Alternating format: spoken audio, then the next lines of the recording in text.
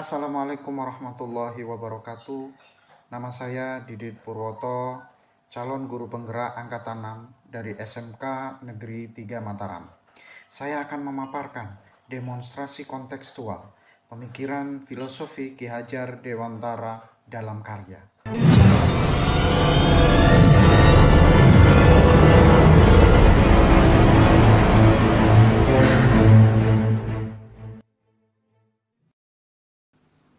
Demonstrasi kontekstual pemikiran filosofi Ki Hajar Dewantara. Ki Hajar Dewantara memperkenalkan sistem persekolahan yang bertumpu pada 3 gagasan utama, antara lain Taman Siswa, Among, dan Pamong. Taman identik dengan tempat bermain yang menghadirkan kegembiraan dan keindahan untuk pengunjung. Jadi Taman Siswa, sistem persekolahan yang menjadi tempat bermain untuk siswa, di mana siswa diberikan kemerdekaan untuk tumbuh dan berkembang, belajar sesuai keinginan dan kemampuan mereka, yang dilengkapi dengan dukungan dalam proses belajar siswa oleh pengajar sesuai kebutuhan masing-masing siswa secara individual. Among menitik beratkan siswa sebagai target utama serta prioritas utama yang harus dilayani, dan pengajar yang berfungsi sebagai fasilitator, menyediakan tuntunan, kepedulian, dan kasih sayang. Selain itu, prinsip Among didasarkan atas 2 hal. Yang pertama, kemerdekaan siswa untuk belajar. Yang kedua, belajar yang sesuai dengan keinginan dan kemampuan siswa yang secara alamiah terbentuk. Pamong dianalogikan sebagai petani yang menanam padi, di mana petani tidak dapat membentuk ke arah mana padi akan tumbuh. Dalam hal ini, tugas pengajar, baik dalam prinsip Among atau Pamong, lebih untuk memperhatikan minat, bakat, dan kemampuan siswa, serta memberikan dukungan yang diperlukan terhadap perkembangan siswa tanpa mengurangi keinginan siswa dalam tumbuh dan berkembang.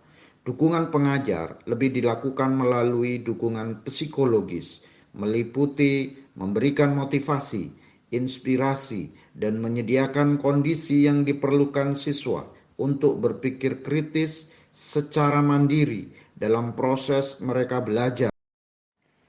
Kesimpulan pemikiran filosofi Ki Hajar Dewantara adalah pendidikan harus berpusat kepada anak dengan melihat karakteristik pada anak, sehingga terwujudlah merdeka belajar. Implementasi pemaparan filosofi Ki Hajar Dewantara di kelas antara lain: 1. Pendidikan harus berpusat pada siswa. 2. Pendidikan harus menyenangkan dengan cara bermain sambil belajar dengan menanamkan nilai-nilai agama dan budi pekerti. 3. Memberi kesempatan siswa untuk berpikir dan berkreasi. 4. Membangun kolaborasi yang baik antara siswa, warga sekolah, dan juga orang tua siswa.